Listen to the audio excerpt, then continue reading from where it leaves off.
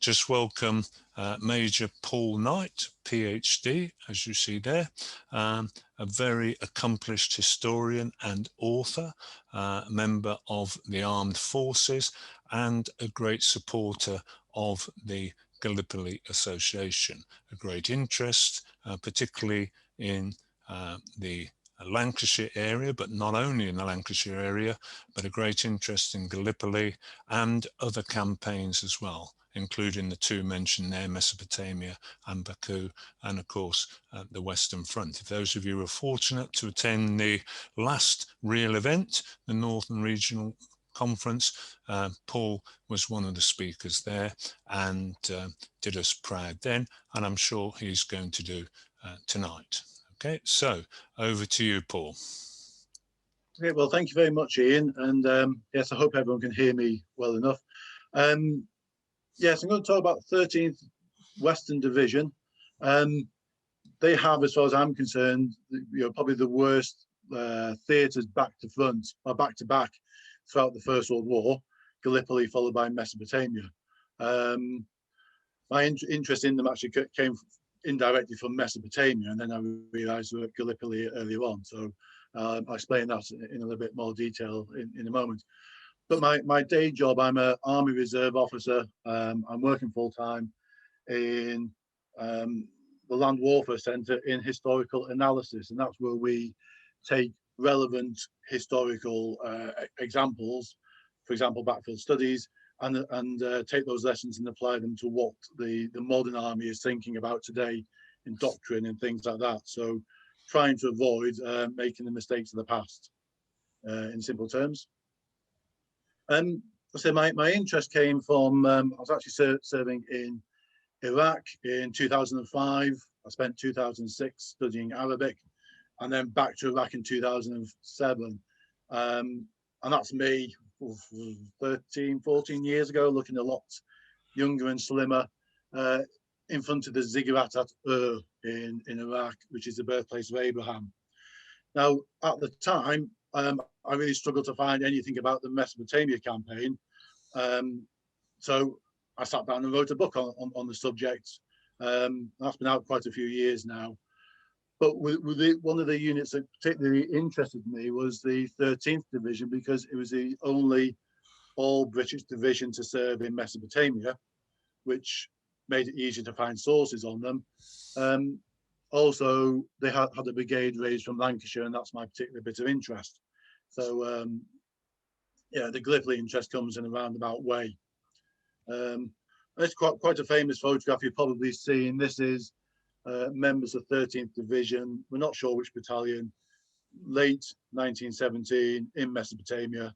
So some of these may well have been Gallipoli veterans, but we certainly know that there are Gallipoli veterans who get to the end of the Mesopotamia campaign.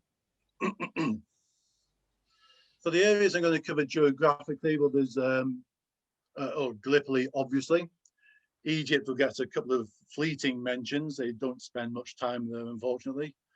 And then round to the Mesopotamia, where they land at Basra in the south, at the top of the Persian Gulf.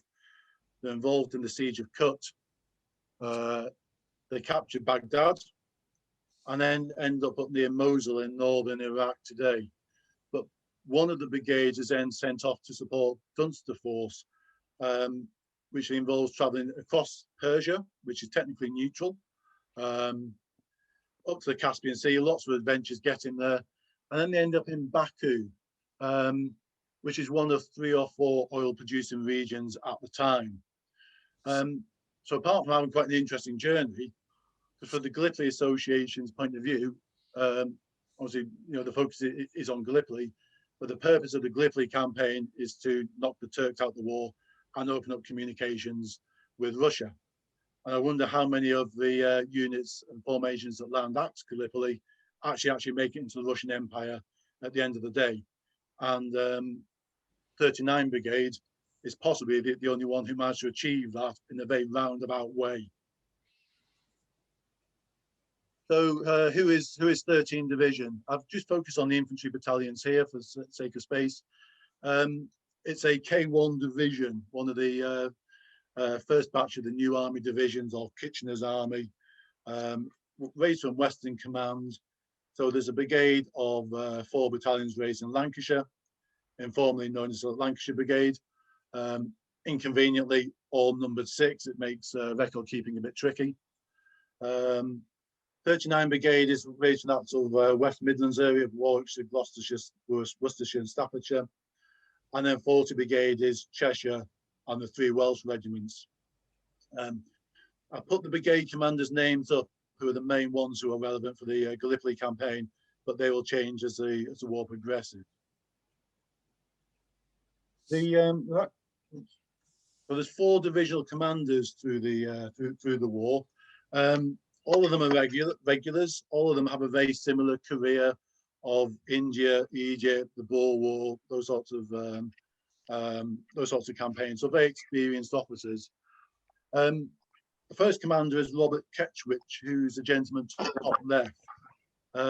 Does quite well in the Boer War, gets well recommended by Kitchener, but doesn't seem to progress. And in 1904, he's retired. So when he's recalled in 1914, he's actually been out of the army for 10 years and is probably a bit out of the loop of all those reforms that the British Army's gone through between the Boer War and the First World War. There's some suggestions that he's suffering from depression or possibly a mental illness. It's a bit difficult to work out because unfortunately he commits suicide on the 5th of November 1914. And I do wonder whether the pressure of coming back into the army, being out of the loop, raising a unit which is far bigger than anything he's done before, and this new style of warfare has just weighed too much on him. So very, very sad. Very sad end to his career, unfortunately. At the bottom is Frederick Shaw, and he's the commander who will take the Division 2 Gallipoli. He's serving at the outbreak of the war. He's commanding 9th Infantry Brigade. He's wounded. While he's recuperating, he's the initial commander of 29 Division until it goes to Hunter Weston. So he's given 13 Division. He's injured and evacuated as a casualty in August 1915 to be replaced by the gentleman standing up in the middle, who is frankly my hero, Stanley Maud. Maud has commanded a company in the Boer War, but when the First World War breaks out, he's a colonel on the staff in the War Office. He's given a brigade late 1914, so he gets to command 14 Brigade. Again, he's wounded early 1915. Initially, he's going to command 33 Division, but that's superseded, and he's sent out to Gallipoli to command 13 Division to replace Frederick Shaw. I can't find a photograph for the final commander, which is Walter de Souza Meirelles Cale. I think that's a great name, but he's a lieutenant colonel at the beginning of the war, raises 39 Brigade, and will then replace, in 1916, he will command a division when General Maud, by which time they're in Mesopotamia, but General Maud is given command of the whole Mesopotamia theatre. So just returning to Maud for a moment, he's commanded a company about 15 years before the war breaks out. He gets a brigade in 1914, division in 15. 1916, he's got an entire army of 2 corps and a cavalry division. He captures Baghdad and unfortunately dies of typhoid in 1917.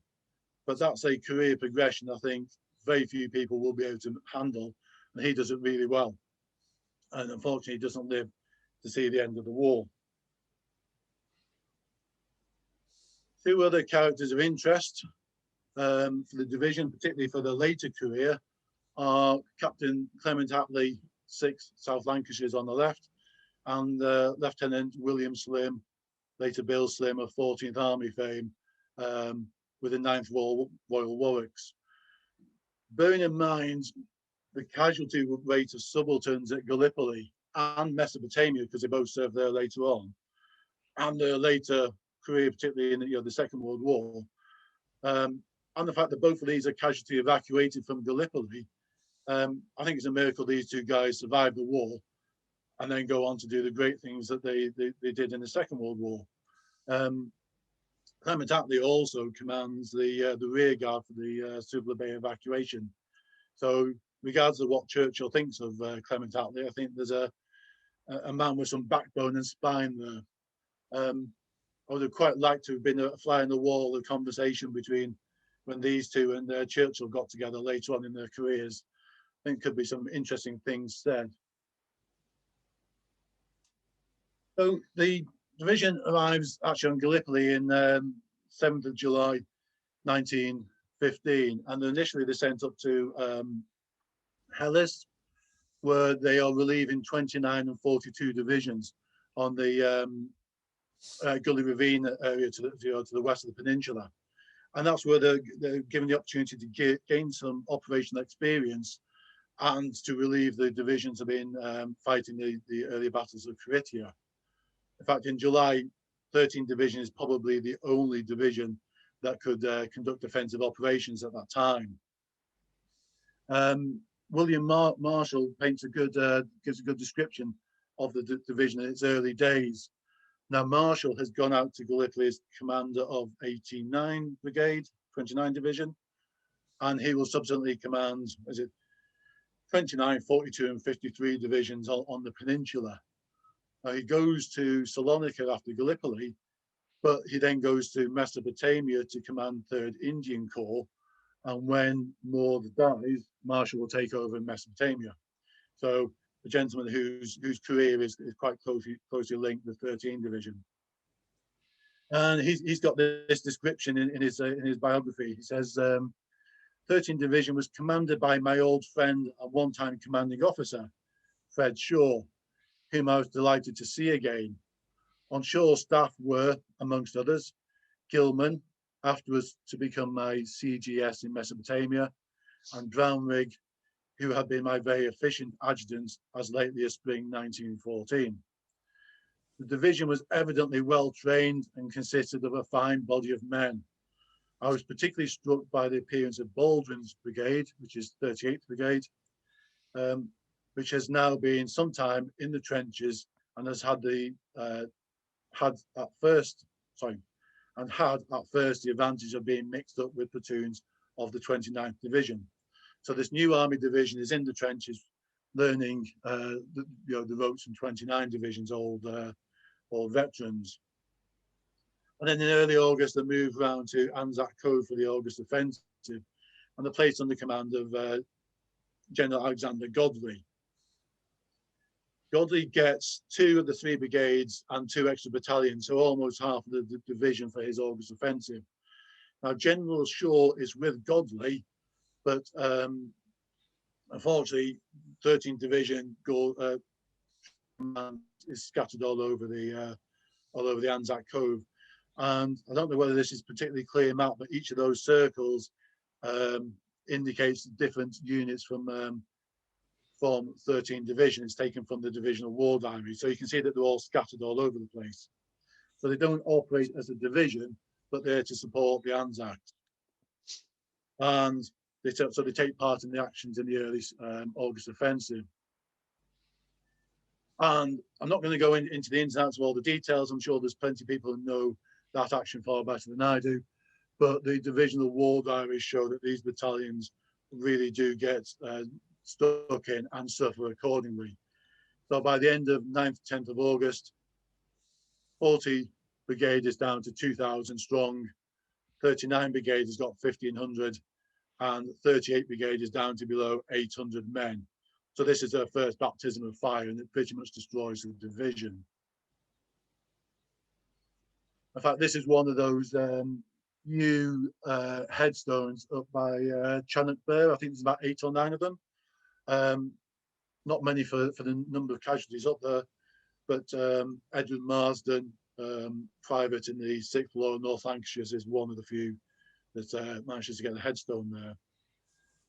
Brigadier Baldwin is killed, so one of the 2 brigade commanders involved, as is 9 of the 10 company, 9 of the 10 commanding officers are either killed, wounded, or missing. And even 8th Welsh, who are the pioneers, they suffer 17 officers and 400 other ranks casualties. So the division really is run through the mill and suffers accordingly. Of course, Bill Slim is injured in this action as well on the 10th of August. And then the division's involved in the 21st of August attacks on Hill 60 and suffers the same number of casualties as both the Anzac divisions put together. So in a couple of days, the division is really very badly hit in these actions and suffers accordingly.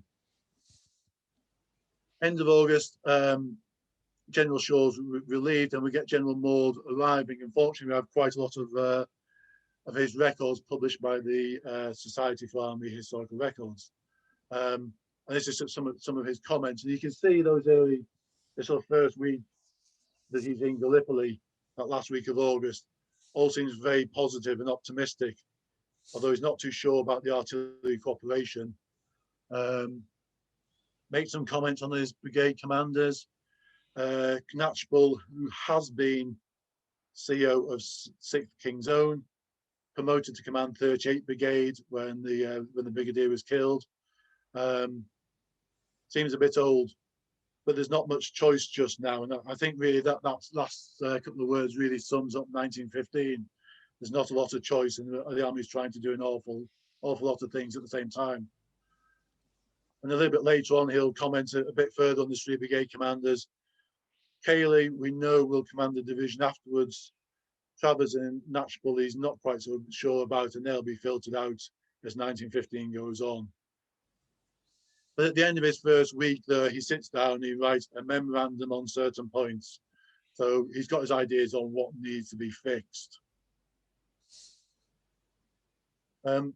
However, beginning of October, you can see it's quite a large passage. I'll leave you to read it, but basically you can see I think those like the spirit has been knocked out of him a bit, and he's starting to wonder what's going on and getting extremely frustrated with a lack of progress, lack of planning, lack of organisation, and everything. Yeah, the staff work here is beneath contempt, delays, little or no organisation. His attitude has changed in the course of just over a month.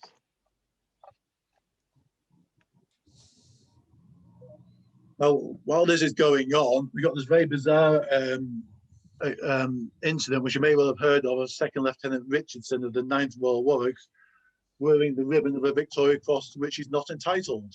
How he thought he was going to get away with that I'm not entirely sure, but he is subsequently court-martialed and cashiered, although I suspect he'll be conscripted in a couple of years' time. So very often we talk about the fog of war and the friction of war and all these things that make planning a campaign difficult.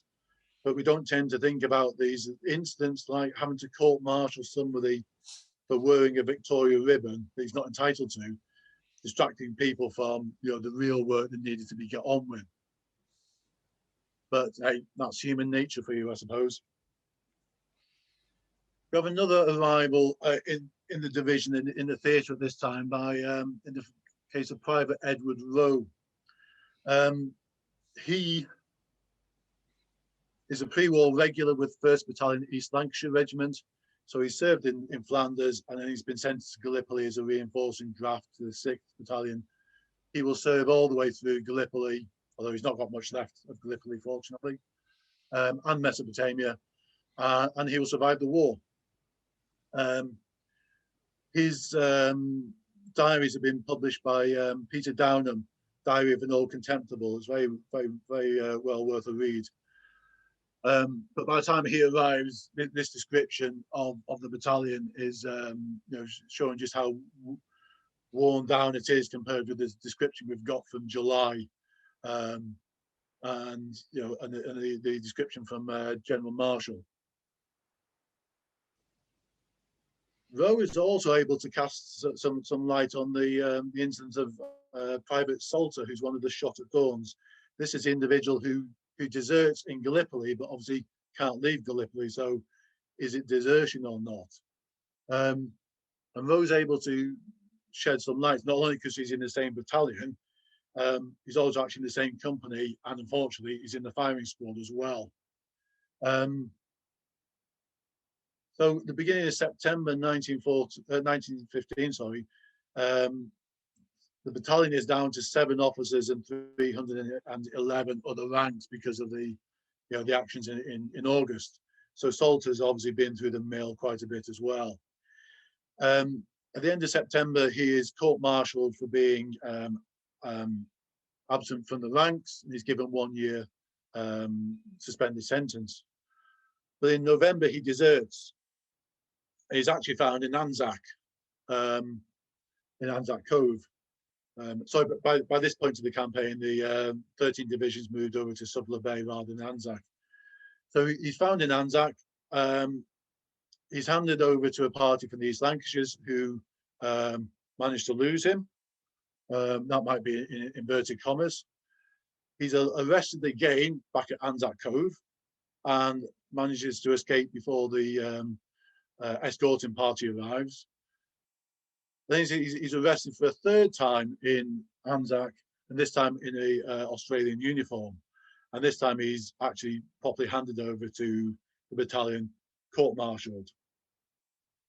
He doesn't get a good write-up from his commanding officer, who says the general character is bad, work unsatisfactory, bad influence on his company, absent twice on active service, transferred from one company to another at the request of his company commander. So he doesn't come across as being a particularly good soldier, and he also makes no attempt to defend himself. So is a little bit of a one-sided court-martial. Private Lowe, however, is able to fill in some of the details, and he actually writes, "This was not by any stretch of the imagination could my comrades or I catalogue it as desertion, because it's impossible to leave the peninsula, even if it wanted to. And the fact that he'd gone to Anzac Cove, which was considered to be a more dangerous place than Suvla Bay, how can this be desertion?" So he was not going to seek safety. And Rhodes says basically his life was made hell by the company sergeant major, and in barrackroom parlance, he was sat upon. In other words, he's been bullied, and he's I say quote unquote deserted in order to get away from the bullying, but you can't really desert. So it's a very bizarre shot at dawn case, this one. A couple of weeks later, we get the evacuations from Suvla, and I said General Maud, he's one of the last to leave the bay. Clement Attlee is commanding the 6th South Lancashire's rear guard, so he's one of the last to leave as well. I think from this quote on the 20th of December, Maud is actually looking forward to getting to one of the islands and having a rest, when he's told actually you're off to Helles to help with their evacuation. And two of the brigades go to Helles to start replacing and relieving 29 and 42 Division again, and on Gully Ravine to the west of the peninsula. While they're there, the division gets hit heavily in the 7th of January Ottoman attack. 7th North Staffordshire's particularly get hit, with the commanding officer killed and 164 casualties. And that must have been particularly hard for people who got out of Suvla and thought that that bit of the war was over for them. Maud manages to be amongst the last to leave Helles as well. Inadvertently, it turns out that his chief of staff has put his bags onto a lighter that has been abandoned, and so the two of them go off to find his baggage with a wheeled stretcher. At which point, the rest of the division arrives at Gully Beach and are about to depart and realise the general's missing. Anyway, turns up 20 minutes later and manages to get away.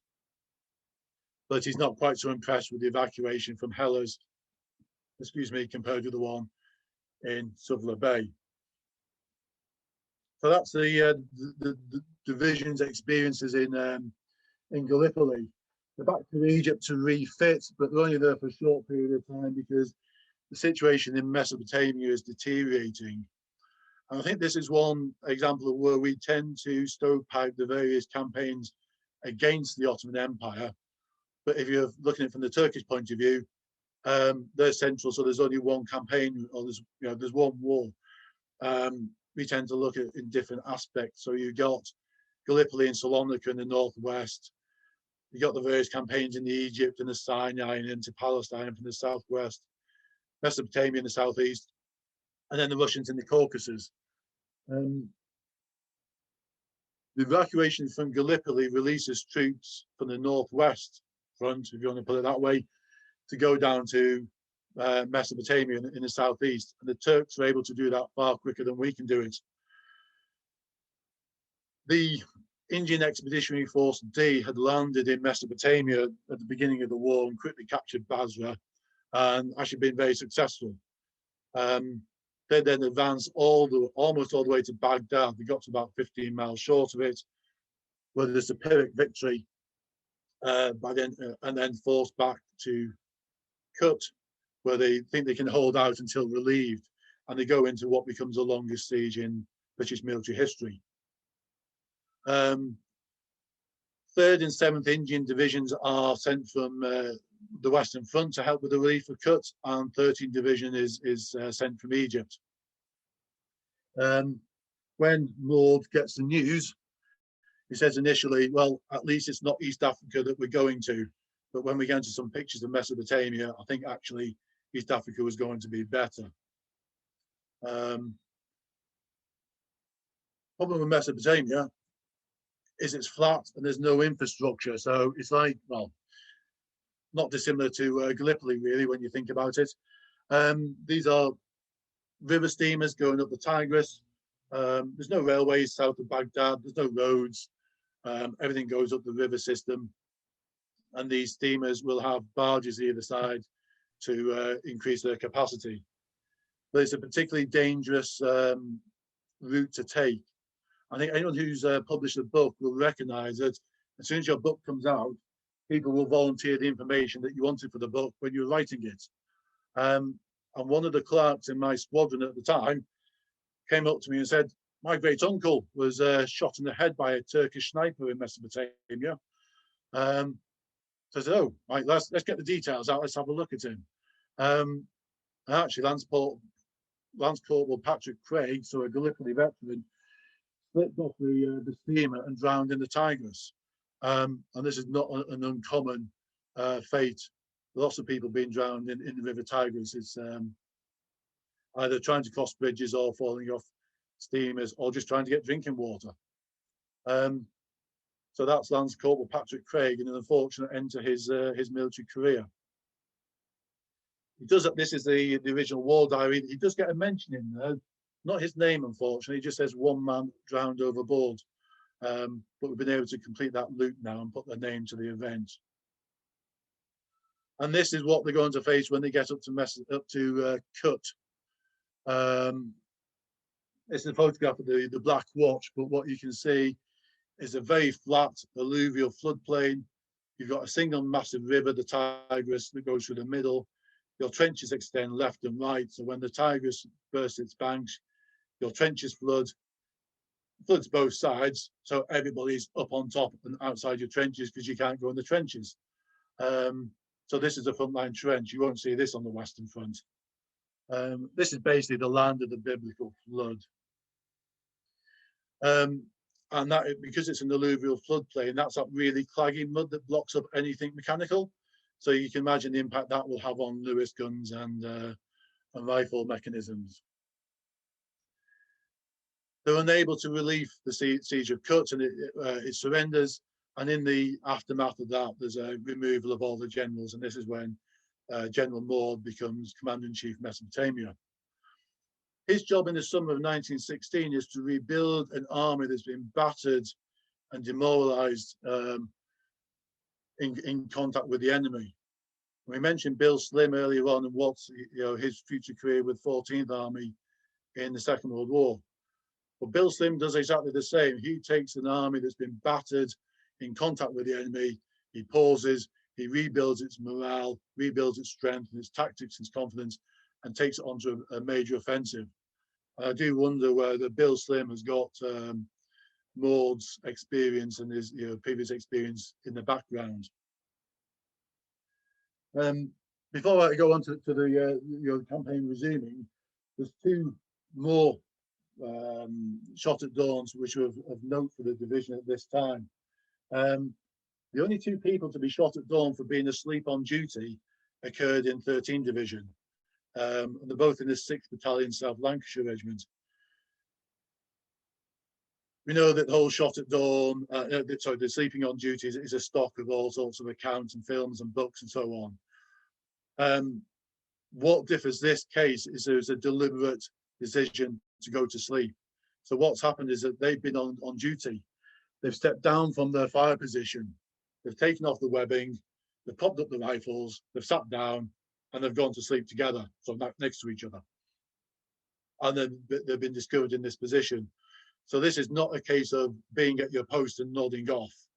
This is a deliberate decision to move away from your position. So the only two people in the whole war to be shot at dawn for being asleep on duty, fortunately, occurs in this division and in Mesopotamia. So Frederick Maud, General Maud, he manages to rebuild the army and he gets on the offensive again. This is a rather grainy photograph of the Dayala River. This is the last obstacle before Baghdad. After it's been captured, the pontoon bridge wasn't there when the river has to be assaulted. And it's assaulted by the Lancashire Brigade. There's 2 attempts, and they actually get 2 Victoria Crosses in the process. The first attempt to row across this river under enemy fire is a complete disaster. And Private Jack White, who's he's a signaller, he's got a roll of telegraph cable. Everybody in the pontoon that they're rowing across is killed or wounded, and it's floating away out of control. So he takes a telegraph cable, jumps overboard, rows ashore, and that enables them to control the pontoon and bring the casualties ashore. A couple of nights later, they have another go, and the party manages to get across and establish a small bridgehead. And this is commanded by Captain Oswald Reed, who's a South African commissioned into the King's Liverpool Regiment, but attached to 6th Loyals. They get across, but then daylight comes and it's impossible to get any more supplies across to them. So they spend an entire day being attacked by the Ottomans, by the Turks who try to drive them out. They hold on, and at dusk, they're able to get further reinforcements across. Now, Oswald Reed will get the Victoria Cross. His deputy is a Captain Harry Beaumont, who is awarded the Military Cross. He's the uncle to Bill Beaumont, who becomes England rugby captain later on, well, decades later. So I had an opportunity to meet Bill Beaumont at a talk I gave to the Regimental Museum about this, which is quite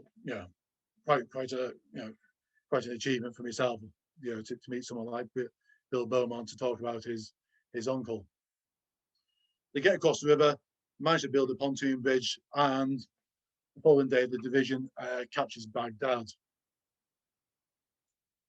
But beyond Baghdad, the fighting continues in all different directions. But we'll just go off on a bit of this third aspect of the division's career, which is Dunster Force. There's a little trip up to Baku. Major General Lionel Dunsterville is the inspiration for Storky, if you know the Rudyard Kipling character. He collects together about 350 Brits, Australians, Canadians, New Zealanders to go into Central Asia, principally around the Caucasus, what's now Azerbaijan. Because this is 1918, the Russian Empire is collapsing, there's a lot of instability, and we need to basically work out what's going on. So you've got the Russian Civil War going on. You've got hundreds of thousands of Russian and Austro-Hungarian prisoners of war who are now free and effectively become an army in their own right. And you've got the Ottoman Empire, who is probably giving up on Arabia at this point, but think that they can still make gains against the Russian Empire before the end of the war. which is what they wanted to do. That's the reason they got into the war in the first place. So it's got a bit more to do with the Great Game than the First World War, but it sort of ties in with it. So in January 1918, Dunster Force sets off from Baghdad through Iran up towards what's now Azerbaijan, and they have a lot of hurdles to get through. First of all, there's a massive famine in the region because the Russians have been there for 3 years and they've just lived off the land. So they're actually trying to do famine relief in the middle of a war while trying to get through Iran as well. There's a huge amount of sectarian violence, and we've seen that in recent years with ISIS. So there's the Umarian Nestorians are being picked upon by the non-Nestorian neighbours, and there's a big effort to try and safeguard them as well and get them into Mesopotamia where they'll be a bit safer. And then there's regional instability, and Mirza Kuchik Khan basically is one of these people who sets up his own little kingdom because central government has collapsed, and he's not too keen at the Brits arriving, so they have to fight their way through him and his local levies in order to get to the Caspian Sea. And because of this, 39 Brigade is ordered to join them in the summer of 1918. This is a journey of about 500 miles in 500 lorries, making a journey that's never been done before. We get to Baku on the 6th of August, just after the Centro-Caspasian dictatorship has overthrown the Baku Bolsheviks. The best way to describe this is Monty Python and the Life of Brian, and that scene where there's all the different liberation groups that keep splitting up from each other. This is a massively complicated political situation that the British are turning up in and trying to work out what's going on. Shortly after the arrival, there is a 3-week-long Battle of Baku, and the Ottomans managed to create the Islamic Army of the Caucasus from other Turkic peoples who can take advantage of the collapse of the Russian Empire to gain their own independence. And this 3-week-long battle goes on, during which Dunsterville realizes that he's not really getting much support from the local Baku authorities. And although they put up a fight and suffered 200 losses in the process, they can see which way the wind is going and manage to evacuate themselves before Baku itself is sacked. And the sacking of Baku leads to an unknown number of casualties measured in the tens of thousands. So Dunster Force manages to escape just in time and save itself and get back to Persia and then back to Mesopotamia. So bit of a short, eventful visit into Azerbaijan, but it sort of rounds up this story that started in Gallipoli over 3 years earlier. And here's a photograph of some of the 7th North Staffords in Baku. I do wonder again how many of these are Gallipoli veterans who are just wondering where on earth in the world they are at the moment. I always see these photographs, and although these are marching troops who are going to will have walked everywhere, those calf muscles, the thigh muscles and calf muscles, not a lot of definition there at all. These are very tough, wiry men who've marched across Gallipoli, across Mesopotamia, and now into the Caucasus. So with the end of the war brings the demobilization of the end of 13th Division.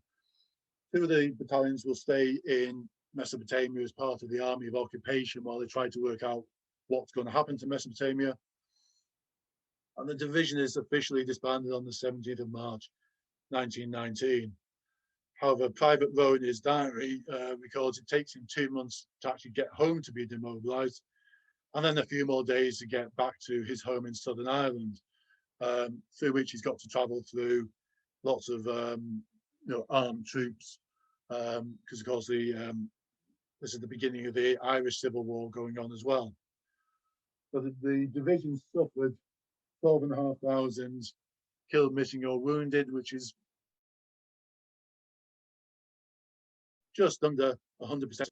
For that figure of nearly 58,000 sick and wounded,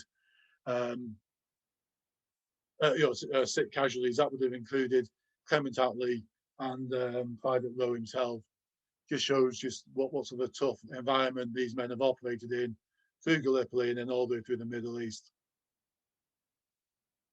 And I'll leave the final word to Private Edward Lowe, who gets home and he tries to go to his local pub to get a pint of something, which I think he's well entitled to, and finds out that the strongest thing they have in the pub is ginger wine. So there you go, that's Private Lowe, who survived Flanders and Gallipoli and Mesopotamia.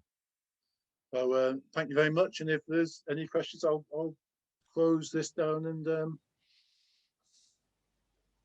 stop the sharing. I'll take any questions if there are any. Okay, thank you, Paul. Can you hear me, Paul? Yes, I can hear you. So thank you, Paul, for a fascinating summary of the division, and both, of course, in Gallipoli, but also Mesopotamia, and then on to Baku, and some great personal stories, some great quotes summing up people's feelings, and also some really interesting photos as well. Anybody have any questions? Hugh Gillespie has put on, Kaylee's middle name is pronounced Dissemery. So that's, yeah, Dissemery. Okay, any questions? Any questions to Paul? Yeah, got a hand up from Ted there, I think. Okay, right. So what I'll do, I'll just, I was looking at the, I'll go into gallery view, and okay, can't see any hands up. If you have a question, just like to unmute yourself and shout it out then. Ted, yes, sorry, Ted. Yeah. Just an observation first about Baku. The 7th North Stafford history actually says at one stage they barricaded themselves in the hotel while they tried to work out who was friendly and who was enemy. They just at one stage didn't seem to know whether they were fighting with the Azerbaijanis or whether they were fighting against them. Yes, I mean it is. I've read several accounts of it, and trying to work out what is happening. That their politics is. I'm not sure they know what's going on themselves. But yes, Russian Civil War, First World War, and all the ethnic tensions of the Azerbaijanis, and I think it's the Armenians who are on the other side. Yeah, it's a mess. Paul, just to go on, I went on a seminar at Santos some years ago about the First World War in the Middle East, and there was an academic who was originally sort of, his family were ethnically Persian, and he specialized in study of Persia, and he was saying that Dunster forces or the British are still held more responsible than the Russians for that famine in Persia. And when we asked him more questions about this, he said, well, there was a feeling that there was already famine, and then they appeared and commandeered what little food there was left. Now, whether that's true or not, I don't know, but I just wonder if you've got any comments on it. Well, I know that there's, again, you know, reading the, there's 2 or 3 accounts. There's Dunster's own account, and there's 1 or 2 other officers involved. They are taking their own supplies with them because they know what they're going into. But one thing they try and do is famine relief by paying Persians to build the roads that they need for the vehicles, which then gives people money to obviously buy food or pay people with food for working on the road. Dunster himself also tried to commandeer food from the warehouses to get it into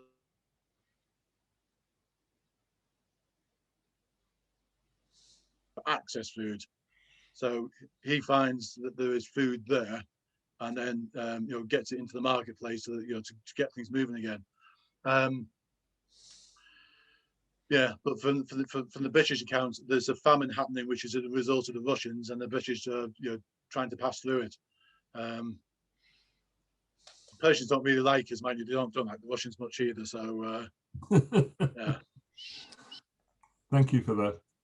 Okay, a question from somebody called 2266666. Were most over 50% of the 13th Division's 12,000 combat casualties incurred at Gallipoli? So can you give us a flavour of the spread of casualties between Gallipoli and Mesopotamia and Baku, please? But Baku's only about 200 for the entire force, and yeah. one brigade is involved there. I think at one point Gallipoli is accounting for about 10,000 casualties in the August alone. And then afterwards, I think the campaign quietens down. The thing with the Mesopotamia campaign is it's a lot more mobile, so casualties are lighter overall. So I think Gallipoli is that really big blooding where there's 10,000 casualties in the August. But I haven't actually analysed it sort of month by month or theatre by theatre. But I always get the impression it's Gallipoli, which is a really costly theatre for them. Okay, 2266666 has introduced himself as Martin Staunton, so thank you, Martin, for that. A question for me, if I may, is have you come across any negativity amongst the troops of the long time that it took to demobilise them? Obviously, they were pretty far away from their homes, probably amongst some of the furthest in terms of distance. But I've read or heard of, I don't know much detail about sort of unrest amongst the troops and the speed of which on demobilisation occurred. So have you come across anything like that with the 39th Brigade particularly, which went to Baku?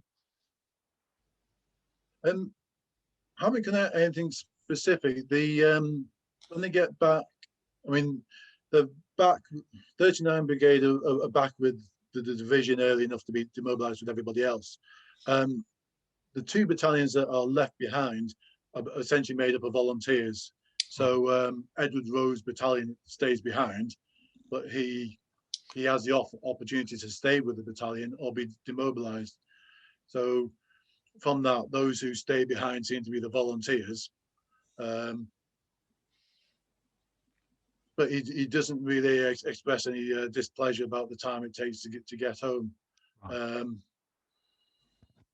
Mind you, Edward Rowe, he's a pre-war regular, and actually he rejoins the British Army about 1920-21, possibly to get out of this situation in what becomes the Republic of Ireland at that time, or the Irish Free State. So no, I haven't really come across any discontent about those things. Okay, so any other questions? Okay. Ted again. Oh, Can I just come back in again? Sure, yes, absolutely, yeah. Thinking about the different types of soldiers there. I have somewhere a copy of a letter from a Lancashire territorial, very critical of the Lancashire New Army soldiers and their discipline. I've also, in the 7th North Stafford's history, they're very critical of the Royal Naval Brigade because they say they're completely scruffy, don't shave, etc. Now, they've been there a lot longer than 7th North Stafford's had, I can't remember why. But there does seem to have been certain rivalries going on at Gallipoli between the different kind of soldiers. Is it particularly prevalent, or is it just the same as it was elsewhere in the army? Probably the same as elsewhere. Everybody, nobody likes people from the other battalion, but then when your brigade is being picked on, then you'll protect your other battalions, and so on and so on. Your family gets bigger and bigger. I mean, the only one of the things, General Maud, after the division's been evacuated, he comments on the amount of compliments the Australians get for the August attacks, or the Anzacs get for the August attacks, which he says is well deserved. But he says, but 13th Division doesn't get a mention in this. Now, Maud is not with the division at the time, so he's not complaining that he himself is missing out on the accolades, but the division is not getting it.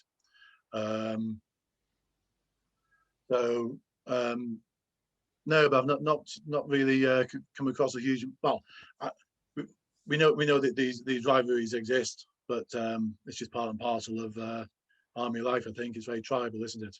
Yeah. Okay, thank you. Thank you. There's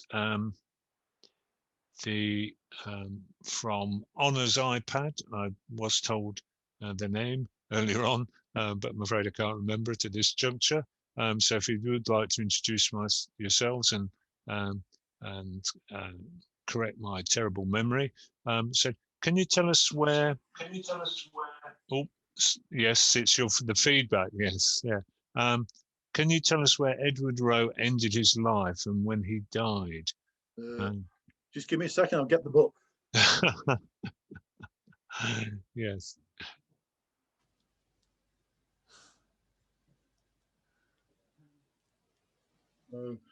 That's the book if you're interested. Yep. And Diary of an Old Contemptible.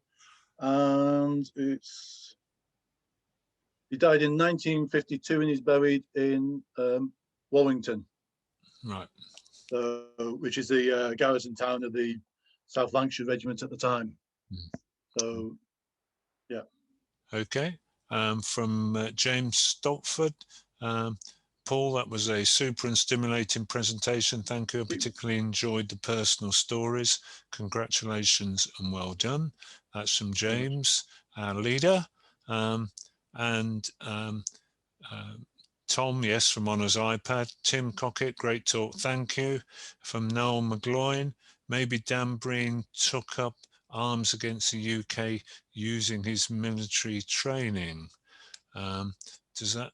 Is that something you can comment on, Paul? Who Dan Breen is. Right, okay, perhaps Noel can explain that to us. From Sarah Snow, take it there wasn't just one hospital to which the wounded from Mesopotamia were evacuated. Medical care in Mesopotamia is a big controversial topic. They established a base hospital in Basra quite early on, but when the 6th Puna Division gets up towards Baghdad, which is about 500 miles inland,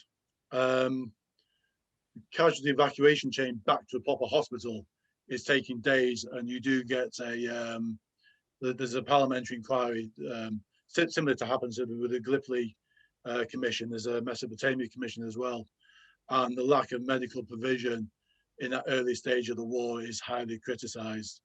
Because essentially people are being put on barges, and it's taking about a week to get down the river to the hospital in Basra. Thereafter, there's a massive improvement in the medical facilities, and Al-Amara becomes the main rest centre and hospital centre because the climate is better, and that's about a third of the way up to Baghdad. It's also where I was based in 2005, and where there's an awful lot of trouble. If you cast your mind back to those days, it's the 6 Royal Military Policemen who were murdered in 2004.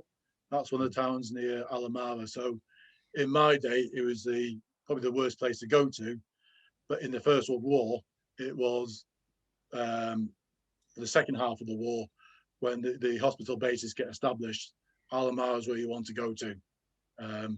Lots of nice bathing in the Tigris, where it's a little bit more sedate, and they've cut some canals that you can swim in and things like that. Okay. Thank you. From Noel McGloin, listening from Dublin, Great. Fascinating talk, as the Gallipoli Mesopotamia campaigns are part of a shared history between our two countries. Yes, we did start this series with a talk on the Irish soldier in Gallipoli. We tried to find a superb historian, but couldn't find one, so I did the talk. No, just joking. It was a very well-received talk there, and particularly interested in Ero, as he's Irish. He probably landed in Ireland during the War of Independence, which ended in July 1921, and then mentions them Danbreen again, but I can't quite follow the sentence. Paul, do you have any accounts? Paul, do you have any accounts from Australian soldiers about the support of the Welsh troops at the Neck, Rhododendron, etc.? No, to be honest, I didn't go into that brigade a huge amount. I was focused on the Lancashire brigade, but and it's always, yeah, I have an intention to go back there and actually walk this ground and do it in a lot more detail. My better half is from New Zealand, so I'm thinking actually there could, and so she wants us to go out there and take over the family sheep farm. So I'm thinking there's a book I need to write for the New Zealand and Australian audience on 13th Division and going, going into this story in a lot more detail. Okay. It's just finding the time to do all the research we want to do, isn't it? Yes, absolutely. There is in certainly, I think it's the 9th Warwicks. There's a New Zealander who we've never, because remember I volunteer at the Fusilier Museum at Warwick. We've never been able to spot the identity of this New Zealander who writes, and then the letter appears in a Birmingham newspaper saying how brave the 9th Warwicks were, and how they conducted themselves. A similar sort of thing. Noel McGloin said it was Tom Barry who fought in Mesopotamia. Does the name mean anything to you, Paul? No, I mean, no, do you know which battalion he was in? Might be able to dig in a bit further. Yeah. And then Robert Llewellyn Smith. Paul, you mentioned you'd learned Arabic during your army service. Is there any information on officers and men being taught some Arabic to assist in their Mesopotamian service? There are some interesting guidebooks out there from the period. One of the advantages is actually because most of the army is Indian, and there's commonality of languages and religions, and it's not exactly the same, but particularly on religion. They're able to use Muslim Indian troops to guard mosques and things like that. So that meant, rather than having Christians around mosques, the potential upset that can cause. So I do know that having the Muslim Indian troops with them meant you could have Muslims guarding Muslim institutions and things like that. So I suspect that the need for the Brits to learn Arabic is not quite so much. Also, because the lingua franca is French out there as well, so that's the language that the Turkish officers are using to speak to the British officers.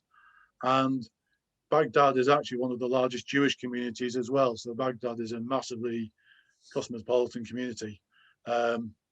But from what I can find out, there's just everyone's picking up bits of Arabic as you go along to tell people to go away, or how much you want to sell some eggs, and that very basic language, but Okay. rather than formal schools.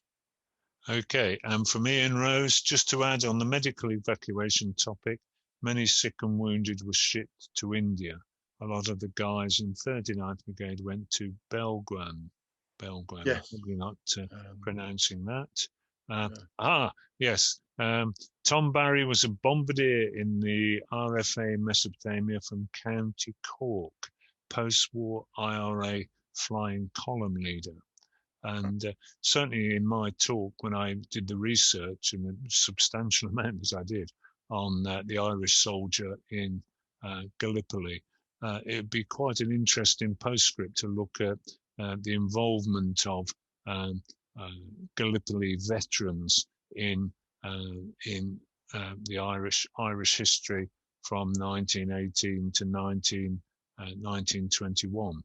I might have a look at that sometime, but as you say, there's a limit to how much research one can do in one's life.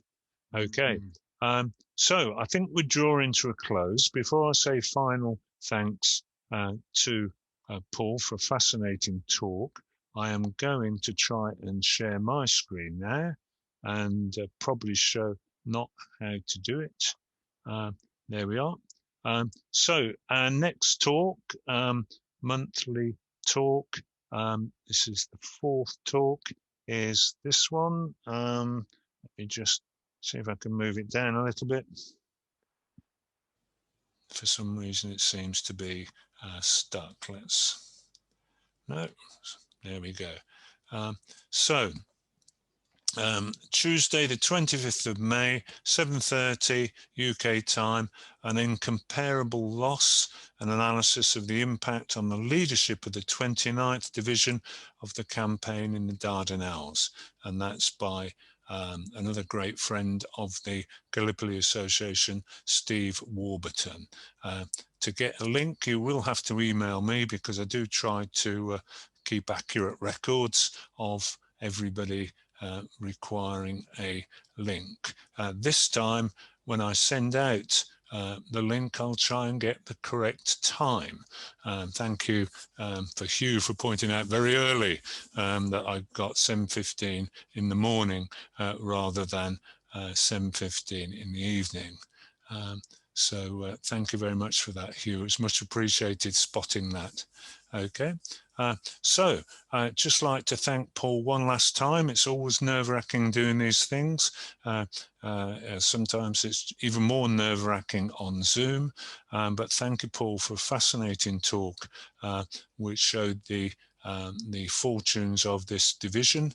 Very, very well-respected division, a great deal of interest outside in the community, in the history community in this country and other countries as well.